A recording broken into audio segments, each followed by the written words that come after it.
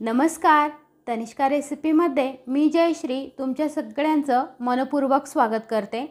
आज आपण मस्त आंबट गोड अशी कवठाची चटणी करणार आहोत। ही चटणी आपण उपवासाला आणि उपवासाव्यतिरिक्तही खाऊ शकतो। चला तर मग सुरुवात करूया। रेसिपी आवडल्यास लाईक, शेअर आणि सबस्क्राइब करायलाही विसरू नका।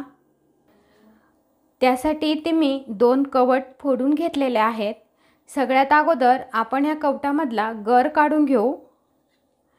चमच्याच्या साहाय्याने असं आपल्याला कवठातला गर काढून घ्यायचा आहे।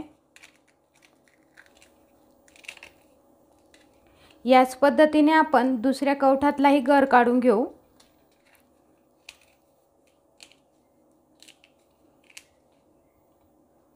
इथे मी दोन्ही कवठातला गर काढून घेतलेला आहे। तुम्ही पाहू शकता फार असे कच्चे हे कवठ नाहीये, पिकलेलेच आहे।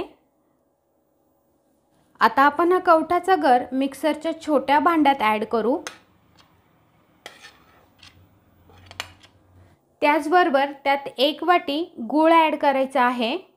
इथे मी 1च वाटी गूळ वापरते आहे। कधी कवठ थोडं आंबट असलं तर आपल्याला गूळ इथे जास्त लागू शकतो, त्यामुळे अंदाजाने गूळ घ्यायचा आहे। त्याचबरोबर आपण यात थोडंसं पाणी ॲड करू। इथे मी अर्धी वाटी पाणी ॲड केलेलं आहे। आपल्याला आता हे गूळ आणि कवठ मिक्सरला ग्राइंड करून घ्यायचं आहे। इथे मी हे सगळे जिन्नस मिक्सरला चांगले बारीक असे ग्राइंड करून घेतलेले आहेत। तुम्ही पाहू शकता खूपच असं बारीक नाही, थोडंसं जाडसर असं झालेलं आहे। आपण आता चटणी बनवायला सुरुवात करू। चटणीसाठी कढईमध्ये अर्धी पळी तेल ॲड करू। तेल चांगलं तापलं की त्यात पाव चमचा जिरं ॲड करायचं आहे। जिरं तेलात चांगलं तडतडलं की पाव चमचा लाल मिर्च पावडर। तिखट तुम्ही आवडीनुसार थोडं कमी जास्त करू शकता। लाल मिर्च पावडर आणि जिरं कमी गॅसच्या फ्लेमवर तेलात परतून घ्यायचं आहे। आपण आता यात ग्राइंड करून घेतलेलं कवठ ॲड करू।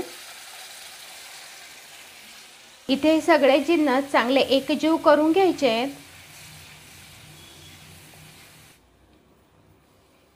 चवीनुसार मीठ ॲड करायचं आहे। मी इथे अगदी 2 चिमूट सेंधा नमक वापरते आहे। मीठ टाकून ही चटणी चांगली मिक्स करून घेऊ। आता आपण ही चटणी कमी गॅसच्या फ्लेमवर 2 ते 3 मिनिटं शिजू देऊ।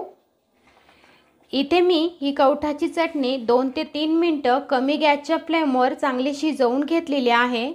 तुम्ही पाहू शकता चटणीला रंग किती छान आलेला आहे। रेडी झाली आपली मस्त अशी आंबट गोड कवठाची चटणी।